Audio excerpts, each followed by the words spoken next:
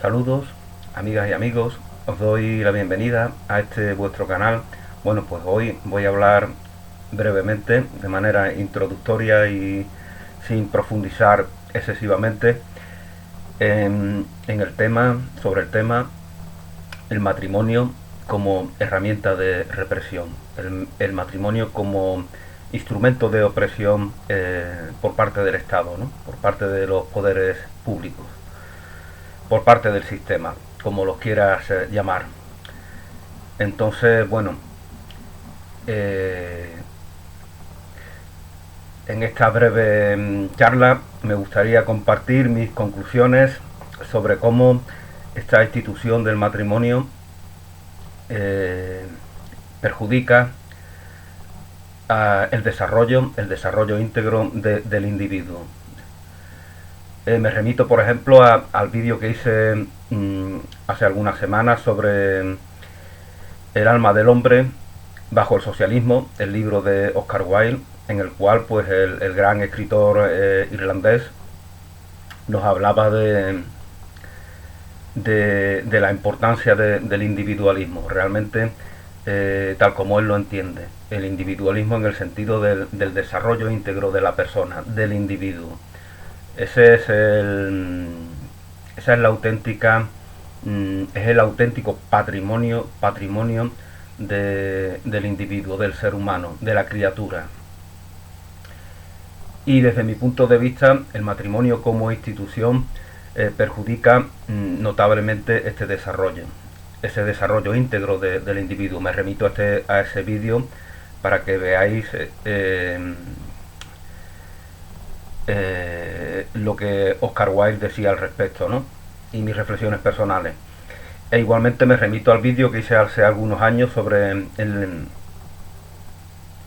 el ministerio evangelizador cristiano del matrimonio, en donde veía el sentido positivo y verdadero, auténtico, esencial del concepto matrimonio, de la armonía entre el varón y la mujer, lo masculino y lo femenino, entre todas las dualidades. Ese es el sagrado matrimonio. Y hice hace algunos años un vídeo titulado en donde criticaba el celibato, el culto al celibato, como una blasfemia, como una auténtica usurpación del verdadero ministerio cristiano, que es el del matrimonio. En ese vídeo hablaba de todo lo positivo que tiene este tópico, el ministerio evangelizador cristiano del matrimonio. Pero las instituciones públicas, los estados, han usurpado el auténtico valor del matrimonio y lo usan para oprimir, para someter a las mujeres y hombres, para castrarlos en todo su potencial. Esas son las conclusiones a las cuales he llegado yo, ¿no? No se trata de que ahí afuera haya unos malos que de manera caprichosa intentan perjudicarnos, ¿no? Estableciendo un sistema represor. Se trata de que entre todos hemos creado esta realidad y tenemos que hacernos conscientes de todo lo positivo y todo lo negativo que se da en esta realidad que conjuntamente hemos creado. Y el matrimonio como institución tiende a ser más negativo que positivo, básicamente porque, como comentaba al principio, reprime e impide el desarrollo íntegro del individuo. El matrimonio es una institución, matrimonio no es amor, matrimonio no es trabajo en equipo, matrimonio no es familia, creación de una familia, es una institución económica. Así es definida por los propios poderes públicos. En Wikipedia pues se nos dice que el matrimonio es una institución social presente en gran cantidad de culturas, que establece un vínculo cónyuge viene de yugo. Cónyuge es aquel que comparte un yugo. ¿Con quién compartes el yugo? Pues con aquella o con aquel con el que te casas. ¿Y quién es el que te esclaviza? Pues el Estado que ha impuesto esa manera de entender el matrimonio. La institución, en este caso el Estado o la Iglesia o quien fuera, que usurpa el auténtico y verdadero matrimonio, que es la obra de Dios, presente íntegramente en ti. La armonía entre aquello que siempre se complementa, porque no se puede concebir de manera divorciada de su aparente opuesto. No se puede concebir el sonido sin el silencio, no se puede concebir el día sin la noche, no se puede concebir la izquierda sin la derecha, no se puede concebir la mujer sin el hombre, lo femenino sin lo masculino. Todo ello es íntegramente creado, con una interdependencia eterna. Pero el ser humano puede imaginar que estos elementos pueden divorciarse. Bueno, como os comentaba, cónyuge viene de yugo, o sea, sin ningún reparo se nos dice ya lo que son aquellos que se casan. Son personas esclavizadas, personas sometidas por un yugo, cuyo beneficiario es el Estado que impone esa sumisión, esa opresión, esa represión. El matrimonio, dice en Wikipedia, es una institución social presente en gran cantidad de culturas que establece un vínculo conyugal entre personas reconocido y consolidado por medio de prácticas comunitarias y normas legales consuetudinarias, religiosas o morales. La unión matrimonial establece entre los cónyuges, entre aquellos que son sometidos esclavizados por ese yugo, y en muchos casos también entre las familias de origen de estos, derechos y obligaciones. Los derechos para el Estado son la golosina para imponer su obligación. Esa es la única. Ya hice un vídeo hace tiempo sobre las obligaciones, ¿no? Y la falacia de las obligaciones. Me remito a ese vídeo.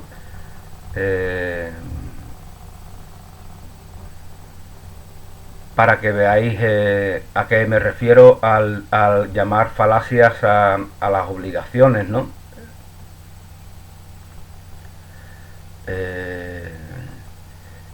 Se nos quiere hacer creer que tenemos obligaciones con respecto a algo fuera, a algo exterior. Esto es lo mismo que el ego, del cual hablan tantas enseñanzas espirituales.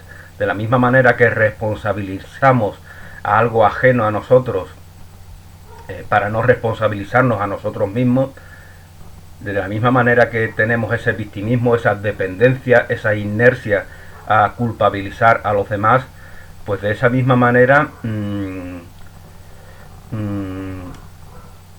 tenemos la inercia de pensar que algo allá afuera tiene el derecho de obligarnos. ¿Por qué llegamos a esa conclusión? Por el miedo a reconocernos en nuestra integridad, en nuestra propia y en nuestra identidad esencial. Pensamos que somos un peligro, pensamos que no podemos desarrollar íntegramente, como no podemos desarrollarnos íntegramente como individuo. Me remito nuevamente a ese individualismo del cual hablaba Oscar Wilde en su libro El alma del hombre bajo el socialismo. Como pensamos como tenemos esos miedos, esos temores, ¿cómo los resolvemos? Pues con actitudes, con inclinaciones dependientes. Necesitamos de estados, de normativas, de sistemas judiciales, de sistemas educativos que compensen esa falta de aceptación, esa falta de decisión de nosotros mismos para desarrollar nuestro propio potencial, nuestro propio camino individual. El individualismo, según lo entendía Oscar Wilde, no es aislacionismo, no es no ser compasivo, empático. Como bien decía Oscar Wilde, la compasión siempre es admirable la compasión. Pero no podemos admirar a aquellos que son receptores de esa compasión, cuando lo que hacen no es digno de admiración. Eso él se refería, por ejemplo, a los que viven en la miseria. Los que rinden culto a la miseria, a la pobreza o los que viven en la pobreza no son dignos de admiración, son dignos de compasión.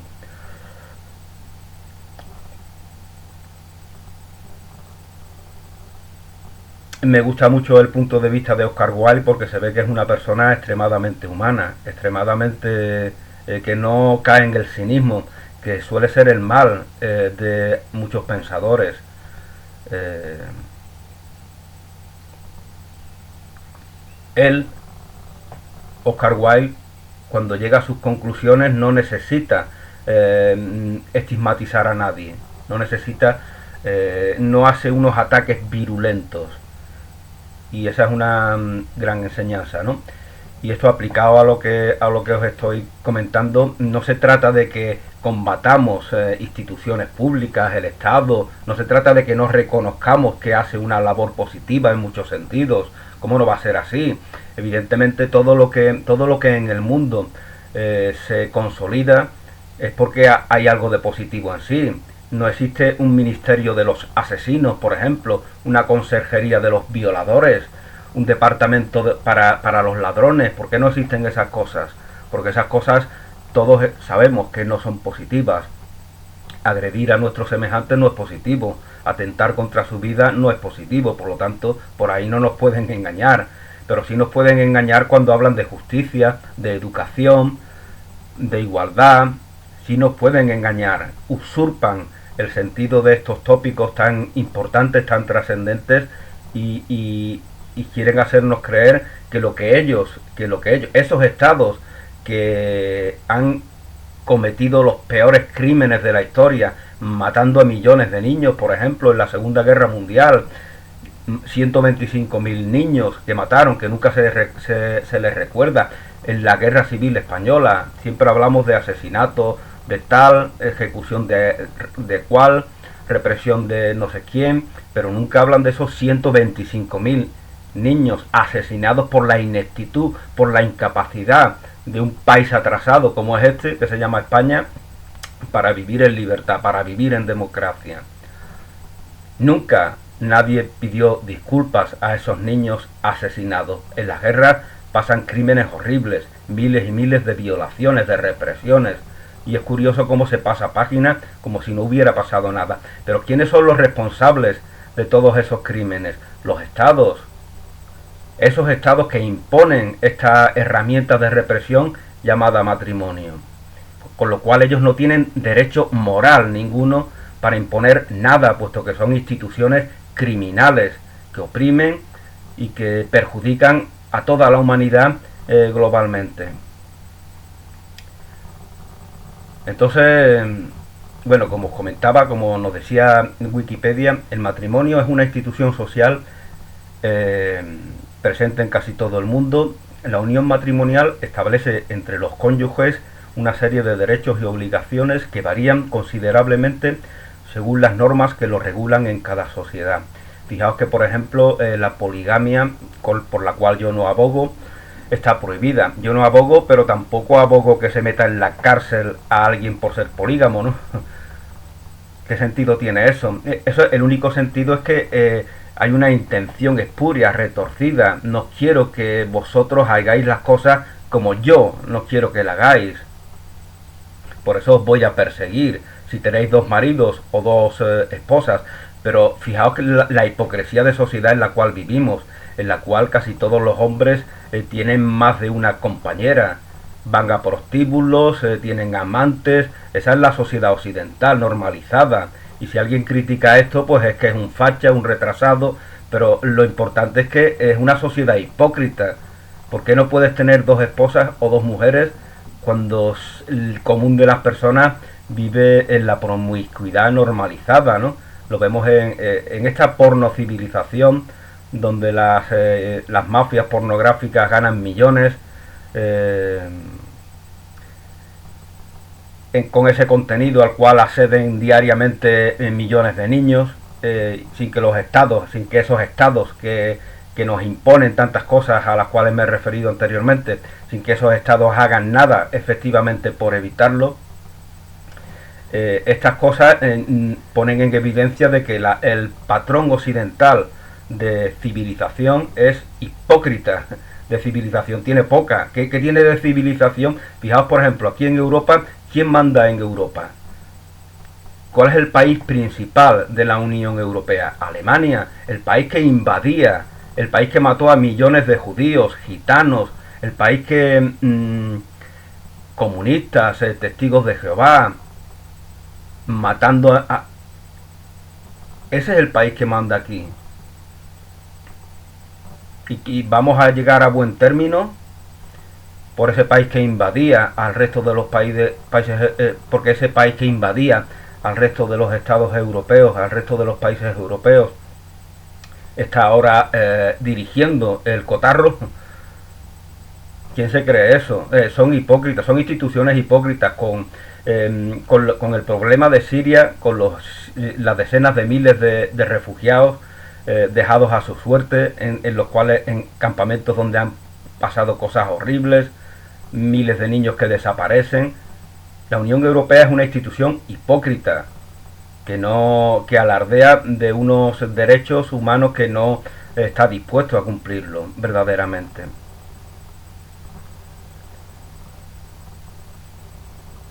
El matrimonio, dice Wikipedia, constituye una realidad que tiene su propio modo de ser, que puede y debe ser regulado por el ordenamiento jurídico, pero no es creada ni definida por las leyes. El matrimonio, por lo tanto, para el Estado, para las instituciones públicas, no tiene nada que ver con el amor, no tiene nada que ver con el bienestar, tiene que ver con la opresión, con la sumisión. El matrimonio obliga a las personas a adquirir viviendas que cada vez son más caras, a comprarse coches, porque si no, no pueden ir al trabajo en el cual son esclavizados. El trabajo común es esclavitud.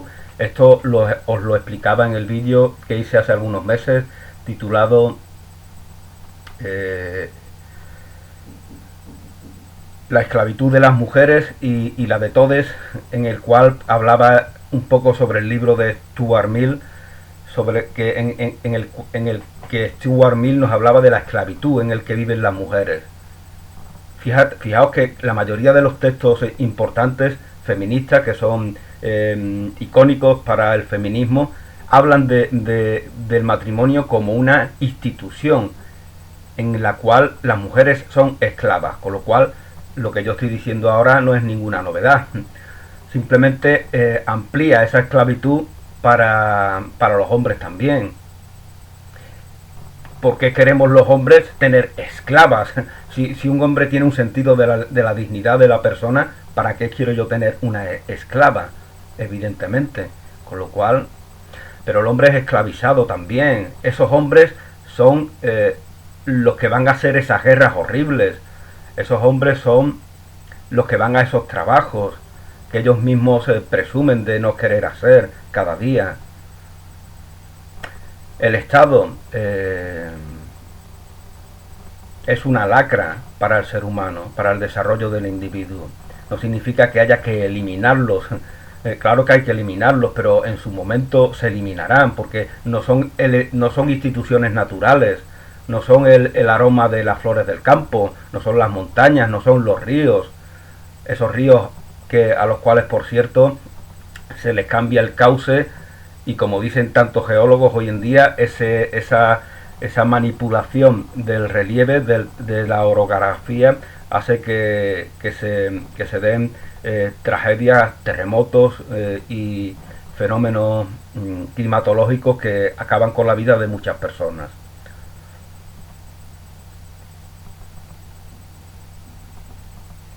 En diversos momentos de la historia, el matrimonio, dice Wikipedia, podía ser llevado a cabo sin tener en cuenta la voluntad de los contrayentes. Durante siglos y siglos y siglos a las mujeres se las obligaba a casarse, y a veces hasta a los hombres también. Había otras personas que decidían con quién se casaban.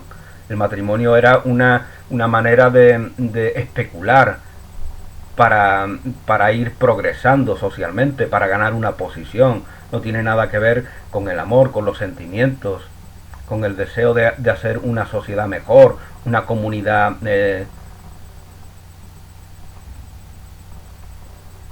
más próspera. No, no tiene nada que ver con eso, tiene que ver con el egoísmo, con la codicia, con todo lo que genera la miseria en el mundo. Recordemos que hoy en día la mayoría de la gente vive en la miseria, una miseria que ha creado la propia revolución industrial. Antes de hace 200 años que empezó esta etapa en la que ahora vivimos, de la historia de la humanidad, no existía la miseria, porque no podía darse la codicia por muchos bienes. Hoy ya vivimos rodeados de infinidad de tonterías, móviles, ordenadores, coches, infinidad de trastos, y tenemos esa codicia para acumularlos, pero eso antes no existía.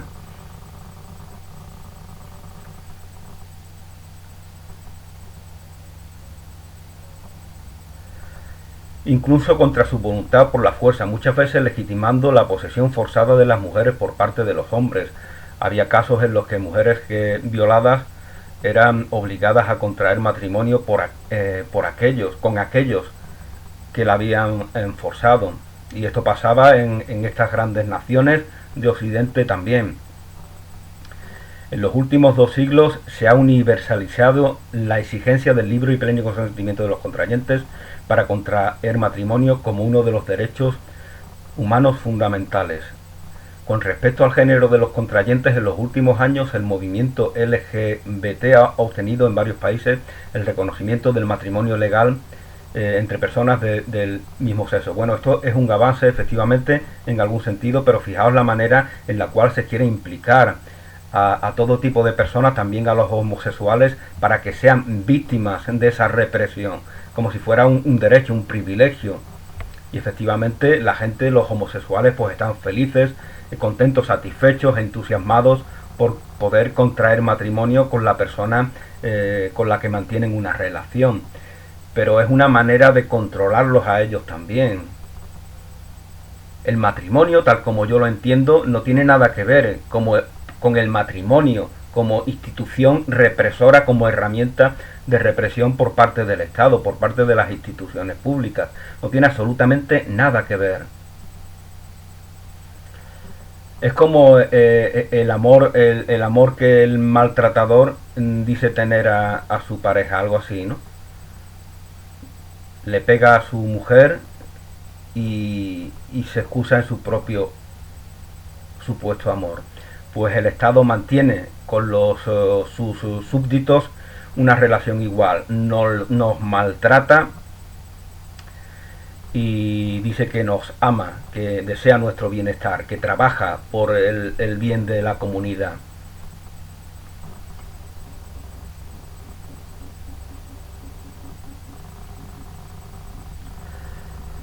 En las sociedades actuales existen 2 formas principales de matrimonio: matrimonio civil y matrimonio religioso. El matrimonio es algo sagrado y por lo tanto solamente tiene sentido desde una perspectiva religiosa, entendiendo religión como algo esencial en la persona.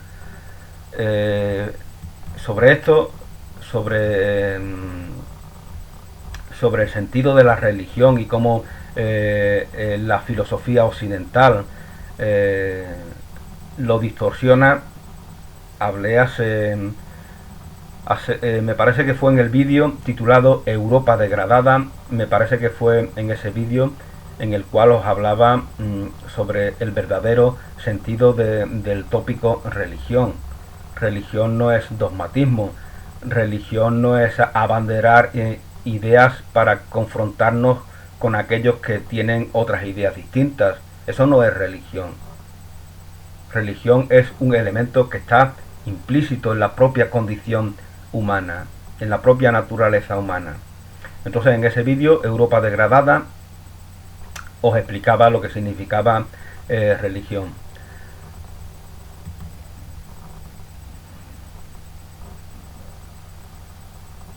Bueno, pues yo creo que más o menos os voy a leer un poema que escribí ayer: El matrimonio como herramienta de represión, así se titula este poema. Dice: el matrimonio como herramienta de represión. Obedece al gran hermano. Eso está muy de moda hoy en día, dicho sea de paso.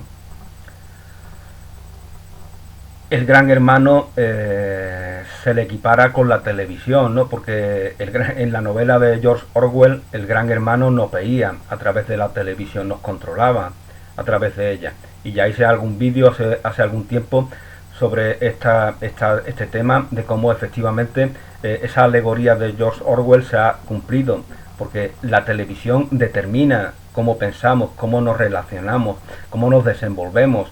La televisión, gracias a que millones de personas se pasan su vida viendo la televisión, cuando vean un vídeo como este, pues dirán, mira el tontorrón este, la tontería que dice, se ha hartado de leer el libro y se ha vuelto loco el pobre. Te toman a cachondeo. ¿Pero por qué te toman a cachondeo? Porque ellos están determinados, están esclavizados inconscientemente por lo que se les impone a través de la televisión, que ellos ven como una autoridad que decide lo que está bien y lo que está mal. Y por lo tanto aquel que replica, aquel que pone en cuestión esa supuesta autoridad, es visto como un rebelde sin causa, ¿no? Un rebelde sin causa, una persona que por capricho se opone a la normalidad sistemática, o como lo quieras llamar, ¿no? Bueno, como os comentaba, así dice este poema que escribí ayer. Obedece al Gran Hermano y limítate a su voz, puesto que el Estado es Dios y la anarquía el demonio.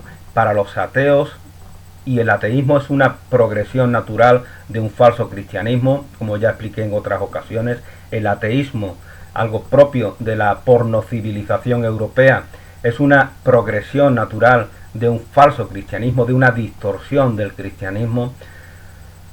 Para los ateos el Estado es Dios, porque Dios es un tópico significativo para todos, independientemente de que seas ateo o agnóstico. Es un valor que está en tu mente, un referente indiscutible, un referente que no puedes extirpar.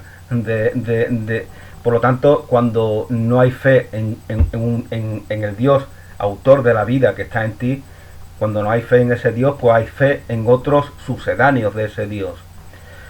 Obedece al Gran Hermano y limítate a su voz, puesto que el Estado es Dios y la anarquía el demonio. Cuando el Estado es Dios, pues lógicamente la anarquía es el peligro, la inseguridad, el capricho de violentos que quieren perjudicarnos. Obedece al Gran Hermano y limítate a su voz. El poema está escrito con ironía, evidentemente. Con ironía quiere decir que se critica aquello que aparentemente se está enunciando como algo normal. Obedece al Gran Hermano y limítate a su voz, puesto que el Estado es Dios y la anarquía el demonio. El yugo del matrimonio os liberará a los dos del caos del corazón.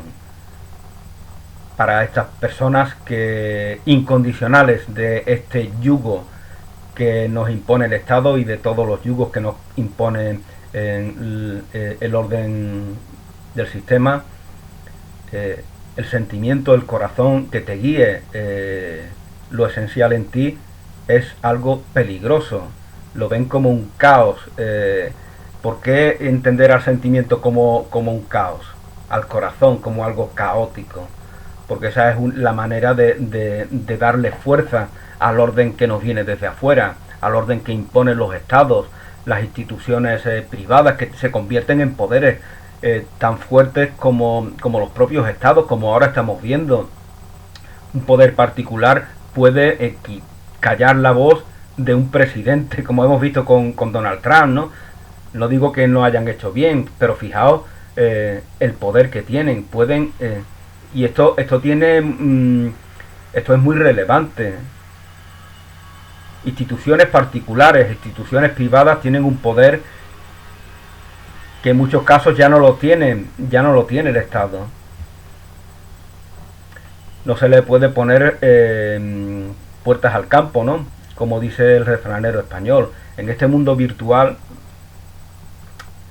se van creando otros poderes, se van creando otras instituciones, se van creando otras formas culturales. Todo se va transformando. Y los viejos, los que viven en un mundo viejo, inconscientemente lo que quieren es hacer que aquello que ya se está marchitando perdure, pero evidentemente es una batalla que tienen perdida, como no puede ser de otra manera. Obedece al gran hermano y limítate a su voz, puesto que el Estado es Dios y la anarquía el demonio. El yugo del matrimonio os liberará a los dos del caos del corazón. Sentimiento es anarquía, hueca y fatal poesía del locuaz titiritero, cuyo falaz testimonio marcha del abismo en pos, mientras que el Estado es Dios poderoso y verdadero, y el yugo del matrimonio os liberará a los dos. Bueno, pues con este poema doy por término a esta pequeña reflexión, a esta breve e introductoria reflexión sobre el matrimonio como herramienta de represión. Y este vídeo no tendría mucho sentido si no lo completáramos con el que hice hace algunos años sobre el matrimonio como el ministerio evangelizador cristiano del matrimonio. El ministerio evangelizador cristiano del matrimonio. Gracias a todos y a todas, bendiciones y hasta una nueva oportunidad.